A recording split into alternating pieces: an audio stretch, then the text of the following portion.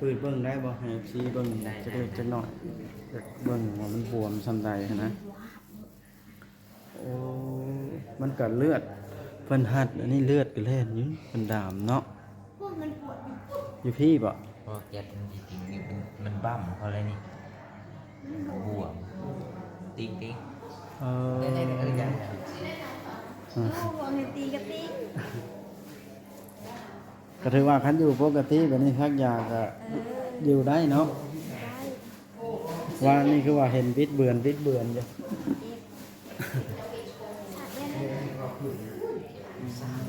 ไปซักยาจ้ะซักหัวเศร้า น้องน้อยบ่ได้มาบ่ โบ ก็อยู่ใช้ของน้องน้อยเฮงนะบ่ได้มีเย็บข้างเย็บเทื่อละหัวนี่เนาะ เมื่อเด็กก็คงตื่นมาแล้วเด็กกัน บ่เห็นเพิ่นบ่เพิ่นไปใช้ มือไปว่าวิอ่ะนี่ผูกกรณีเป็นไม้ไปว่ากันนอก นี่ผัดโนนจะผัดเป็นปุ๊บตื่นมากำลังคิดโคตรหาเจ็บเด้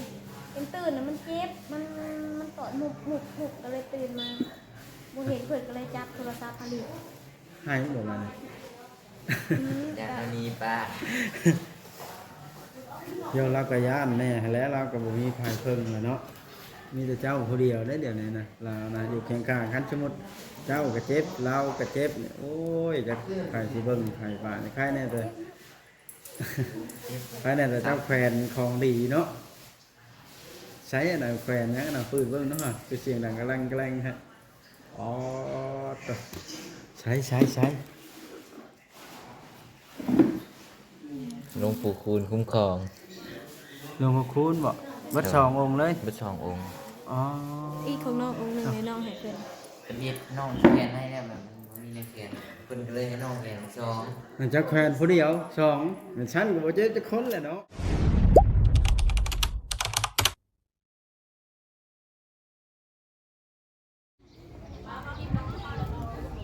โดยพี่น้องสบายดีพี่น้อง FC เบิ้งสู่คู่สู่คนพี่น้องเอ้ย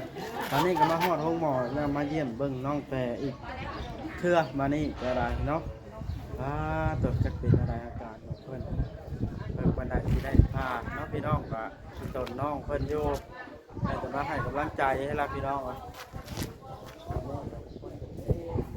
เยี่ยมคนไข้อากาศก็ลมหนาวแห้งหนาวพี่น้องเอ้ยเพราะว่าจะได้ใส่สุดกันหนาวสุดใหญ่มาจันมันละหนาวพี่น้องเอ้ยจากเพิ่นสิยังอยู่ห้องเดิมหรือบ่พี่น้องเอ้ย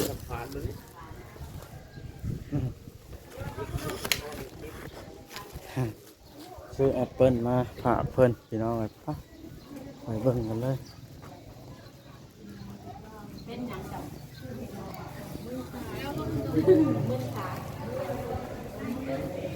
เด็กเขายังได้ย่างห้องอยู่ซ้ำ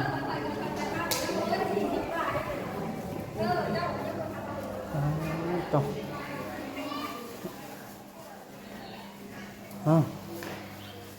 สบายดีเอาคนเข้าไปทางไหนเบิดนี่ วันนี้ ของต้อนเลยกินได้บ่นี่บ่พิษบ่ แล้วน้องเลี้ยงเราน้อยนึง สมากเดียวก็อิ่มแล้วซ้ำนะคนบ่หันให้เนาะ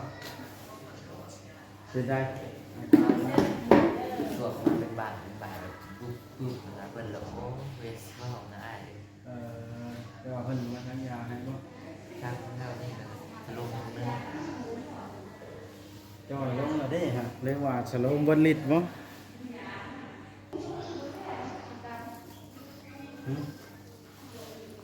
ไปทางในเบิดสภาพของไรเป็นเมื่อบ่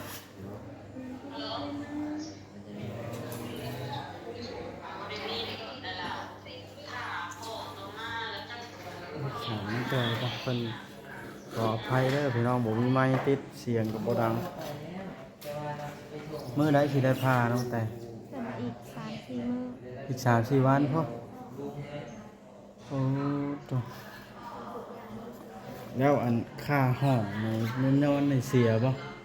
ถ้าเกิดเพื่อนไม่ได้ว่าแน่ใด มันก็ต้องได้เสียเพราะว่าแต่เก่าข่อยก็เคยเสียนะเคยมานอน ก่อนเพิ่นก็ไล่นับคูณเขาจากมือจาก ไป มือ จะโดนแล้ว เอ้ยอากาศกระแทงมาหนาวบาด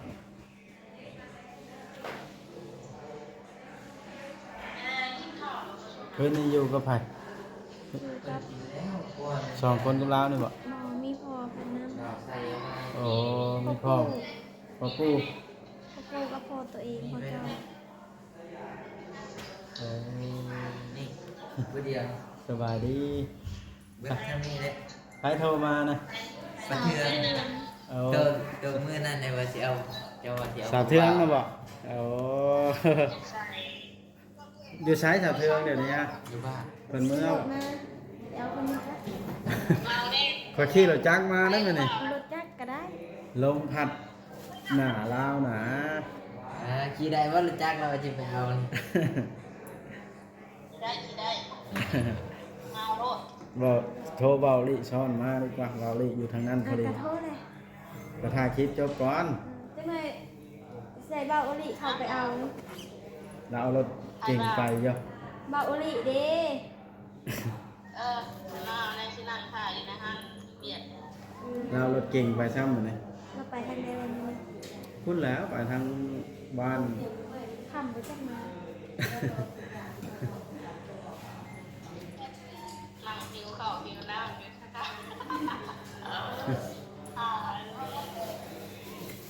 เมื่อให้หยังสาวเทืองนะลืมเมื่อนอนน้ำลูกเพิ่นบ่ เนี่ย เออ แม่แน่เลย รู้จักว่าอยากมาเกี้ยงเขาด้วยเอามาเกี้ยงแล้วมาเกี้ยงเขาแถมมาหน่วยเดียวเองเพื่อพากันกินเกี้ยง กูละค่ะ ผมมีหมดหวี ทงมาอยู่นะมันโอยทุกทงมันคือเอง3-4 วันพี่น้องเลยจังสิเป็นได้พอปู่เมื่อเบิ่นแล้วบ่เพิ่น มืออื่น เพิ่นเมื่อแล้วบ่พอปู่ มืออื่น อื่นไปถึงเมื่อพ่อน้องแต่เด้หายจ้ะ วันนี้ก่อนเด้อเอ้ยได้สิโทรลินน้ำใหม่เพิ่นถ่ายคลิปอยู่ โอเคไปกินข้าวกินน้ำเด้อ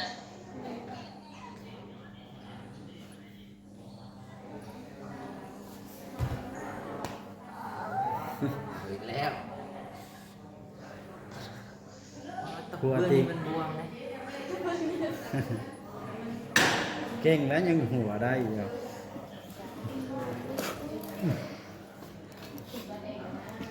ก็ยังบ่จักชื่อผัวล่าทำมาหลังนี่นะ เอ้าก็ว่าอยู่เด้เหมือนว่าอีหยังก็จะซื้อจ้าในไหนก่อนดีเนี่ย คอยซื้อบอกว่า อันนี้ก็บ่อยู่ จักอยู่กับเฮ็ดจะขามเจ้ากัน ยันบุกโขก จะได้ขอบอกแสงบอกคิดเพิ่นบ่ได้เข้ามาเลยบ่ พอ เพิ่นมาแต่มื้อนั้น มีก็เรียกหลาย เพิ่นอยู่ไกลนี่แฮะผู้เพิ่นขึ้นทางนี้ทางเหนือพอเพิ่น มา เลย เกียงลงทางใต้เนาะ มาเตรียมเพิ่นลงทางใต้กลางคืนกับกลางเว้นนี่ตัวใดเจ็บกว่ากันตอนไหน คือเจ็บแบบ มันเป็นเรื่องเจ็บมันก็ไม่เข้ากันเลยมันกลางคืนมันมาฉีดยาให้กับใครแน่ก็ได้นอน แต่ตอนเย็นผักบ่อยากฉีดปานนั้น กลางมันเป็นหนาวเลยตอนกลางคืนมันหนาวกว่าตอนกลางเว้นหมูแดด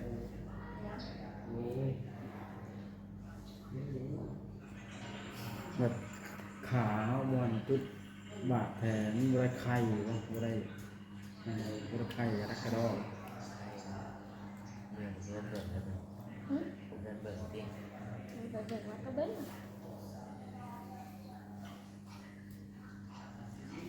ปืดเบิ่งได้บ่ให้ซีเบิ่งจะได้จักหน่อยอยากเบิ่งว่ามันบวมซำใดหั้นนะโอ้มันก็เลือดเพิ่นหัดอันนี้เลือดก็แล่นอยู่เพิ่นดามเนาะ พวกมันปวด อยู่พี่บ่ พอเจ็บมันจริงๆนี่มันบั่มเขาเลยนี่บวมติ๊งติ๊ง เออ เนี่ยอย่าง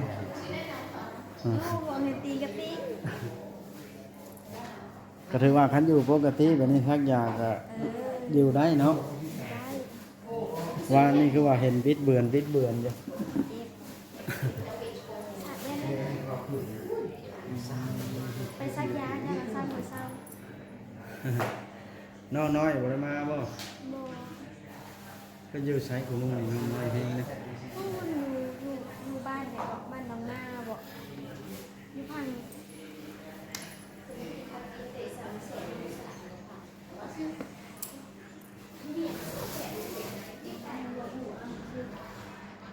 บ่ได้มีเย็บข้างเย็บเทื่อละหัวนี่เนาะ เมื่อใดก็คงตื่นมาแบบนั้น บ่เห็นเพิ่นบ่เพิ่นไปไส มือไปเว่าวิอ่ะนี่ถูกกรณีเป็นไม้ไปเว่ากันเนาะ นี่ผัดโนนก็ผัดปุ๊บตื่นมากำลังคิดโคตรหาเจ็บเลยเป็นตื่นนะมันเจ็บมันตอดหมุกก็เลยตื่นมาโมเห็นเพื่อนก็เลยจับโทรศัพท์มาดิ ให้บ่มา อย่างอันนี้ป้า เดี๋ยวเราก็ย่านแน่แล้วเราก็บ่มีไผเพิ่นเลยเนาะมีแต่เจ้าผู้เดียวได้เดี๋ยวนี้นะเรานะอยู่เคียงข้างกันสมมุติเจ้าก็เจ็บเราก็เจ็บเนี่ยโอ้ยจะใครสิเบิ่งใครป่านี่ใครแน่เลยใครแน่แต่เจ้าแฟนของดีเนาะ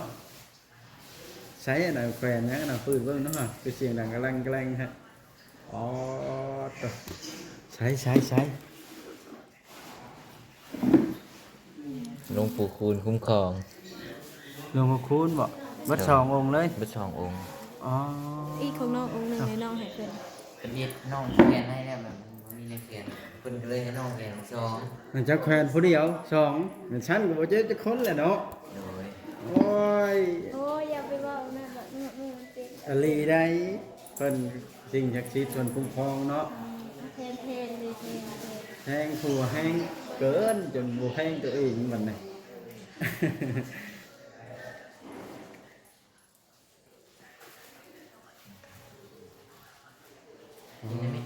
ได้มาได้ใช้นะบ่ เอานำมาเถื่อนอะไร อันน้ำสาวคือเรื่อง ครับเอาน้ำชาเครื่องเพิ่นนะ แต่มีเท่ากับว่าจะเป็นบูชาอยู่วัดพระโพนนะ พี่เว้ากันมาเลิกบุญน้ำแม่ไปทาดโพนข้าแม่ผมก็ได้ไปทาดโพนเลยไปวัดทำใจดี ไปบูชาเอาเนาะ เลยไป ไว้ให้บูชาเอาน้ำในองค์หนึง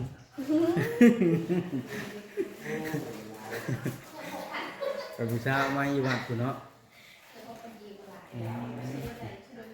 บ่เชื่อก็บ่เชื่อได้ของมันอุ่นใจย้อนเนาะ ถ้าพี่เพิ่นบ่ได้อยากแขนได้ เจ้าแล้วบ่อยากแขวน โอเค โลมามือตะมีกับบริถามเรามีผ่าพอนอนไหมว่าก็ฝันบดีเนี่ยพอแต่ได้แขนเข้าไปบ่ได้ฝันหยังเลย นอนรับสบาย เลขก็บ่พันเลขมานอนที่นี่ได้บ่พันเลขบ่เลขก็ได้ มีแต่ผ่านแต่มือแรกผ่านแต่แม่เป็นแน่ เออ มาเท่าแขนแล้วก็ไปนอนเดินเพลินก็จะมาธรรมดาอุ่นกระตุ้น น้ำแจกแล้วมันก็แล้วเพิ่นก็เกิดแล้วก็บ่ได้เข้าฟันแล้วบาดนี้ นางเพิ่นบริไปเพิ่นอยู่ในเรือนนะวนเวียนอยู่เพิ่นบริไปทางใด ยังบ่ได้ไปเลย แม่ ทำไมเรามีเงินก็ได้เห็นเงินคือเก่า หึ มันมีเงินก็ได้เห็นเงินใหม่ คือที่นะเพิ่นให้ลูกทุกคนที่ว่ารวมทั้งพ่อทั้งแม่มาเฮ็ดนำกันให้มันพร้อมหน้าพร้อมตา ก็ได้เห็นทำไมแบบนี้กะรูปแบบโมเมนต์ดอกว่าเห็ดบุญตั้งกองบุญนะแม่เขาเห็ดผ้าเข่าว่าไงก็เองก็สังฆทานแบบนี้ จะพาข้าวพาน้ำให้กูศิลเนาะโอ้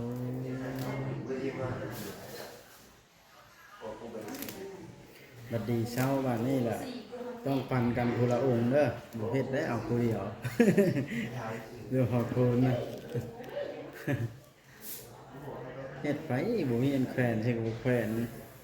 เห็นว่าเราฮอดบ่ลุ้นน่ะ โอ้ก็บุญเห็นเขา หรืออยากแอบผัวชื่อว่า คิดแย้งนี่นะ มานี่เพิ่นซักยาหรือบ่มัน จากแล้วเป็นไง มันฉันอยู่บ่ได้เนาะ มีหมอ ก็ปวด มันสั่งนะ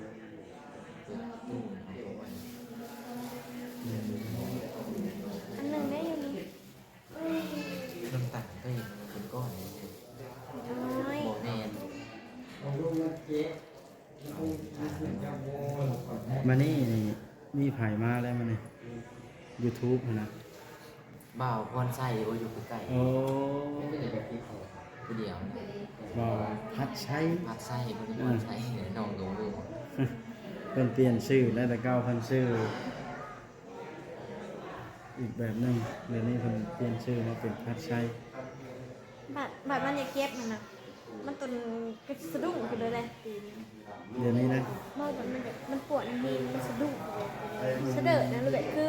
คือคนเฮานอนแหละสะเดอะกันนี่นะ แบบ สตุ๊บไปเป็น มากวันนี้แบบเดี๋ยวนี้เด้มันมึนหย่อบ่หรือปกติเออหลังจากที่ช่องเบิ่งอยู่นั่นแล้วมานี่แล้วได้ช่องเบิ่งอีกหรือว่าคือยัง น้องยังเวทว่าคนอันนั้นน่ะตอนแตกนั่นแหละมันเป็นอะไรยังเวท เออ ถ้าคนว่ามันชอบกันคน แต่ว่าเจ้าขยับเองบ่ได้บ่ตีน เมื่อคืนนี่ขยับได้ ขยับข้างนั้นได้ เนาะขยับตู้ก็พี่แรกเคยมีคนเดียว ตัวผู้เดียวได้แล้ว ตู้ได้คนเดียวมันมีหลายคนเลยแบบได้เลยคนนึงว่าคนนึงว่าให้เห็นนั่นนี่นะคนเดียวใครได้เห็น เจ้าก็ต้องวิเคราะห์วิจัยเองว่าเฮ็ดท่าอะไรเฮาบ่เจ็บเนาะเห็นครับตั้งเข้าข้างนี้มันบ่เครื่องบ่มันอืม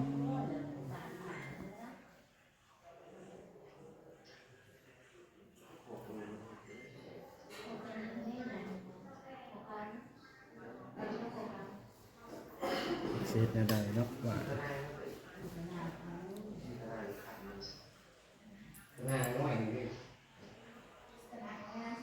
เช็ดตัวให้เมียอยู่ว่าเจ้ากันนะ น่าจะไม่ เมียบ่ได้อาบน้ำเลยเถื่อ50 ปีแล้วบัดนี้เนาะ 50 ปีจะก็ไปบ่เป็นแล้ว มันจำเป็นนะเจ้าก็ได้ตัวแล้วเสร็จให้แล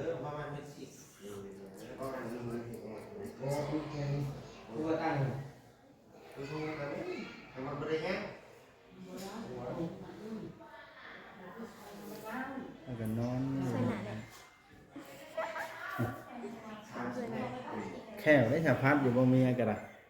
มันจะไปพาไปไหน ไปบ่ได้บ่ ไม่เอา อีก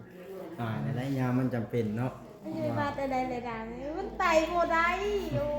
แล้วก็เอาให้ครัวแล้วมาพัดให้เดี๋ยวนี้เฮ็ดให้ครูอันแล้วครัว เนาะหาย ตัวแล้ว มือเพิ่นอยู่ผู้เดียวที่เพิ่นตกไปนอน เพิ่นเป็นหยังเพิ่นให้บ่ เพิ่นแลนอยู่อย่างนี้แลนชื่อยามอ่ะ เออ เอ้าสิรับกันอยู่ อันเด็กนอนก็นอนแล้วบาดนี่ไปเวลาพักผ่อนนี่กลางคืนก็ยังกระทับปกติเนาะแสดงว่าบ่เจ็บก็ได้เป็นปกติ ตอนแรกยืนคากล้องบ้างนี่แหละ ยืมไปเฮ็ดหยัง เอาไว้เมียผัวตอนผัวนอนหลับ มันก็รับบ่ได้คันเอิ้นมันสิบุกหมูเนาะ เอิ้นค่อยๆเอาอะ ได้เจ้าก็เอาอันเสาอันเสาสโลมมาฟาดเลย บ่ได้เลยว่าอยู่แพงเขาว่ากินนี่ว่าแพงเขาจะใส่จานนั้นไทย บุกเลยเนาะ เอามานี่เป็นผู้ผิดไทย ลืม ไหนอ่ะเอาแล้ว สาวอะไรสิคือ3บ่ครับ สึกกันสาวว่า เช็ดนะ มาไว้ใส่น้ำบ่ มันไว้เช็ดเพิ่นเมื่อวานนี้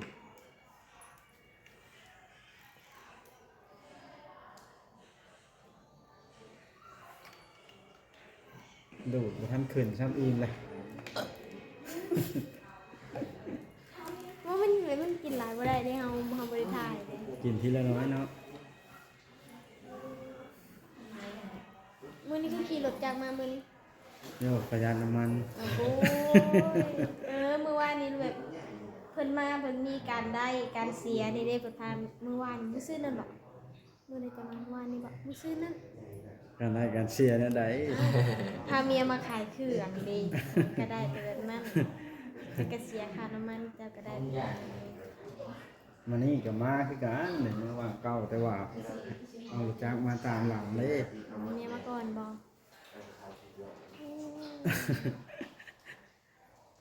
ไปคุ้มขาย รอขายตลาดบ่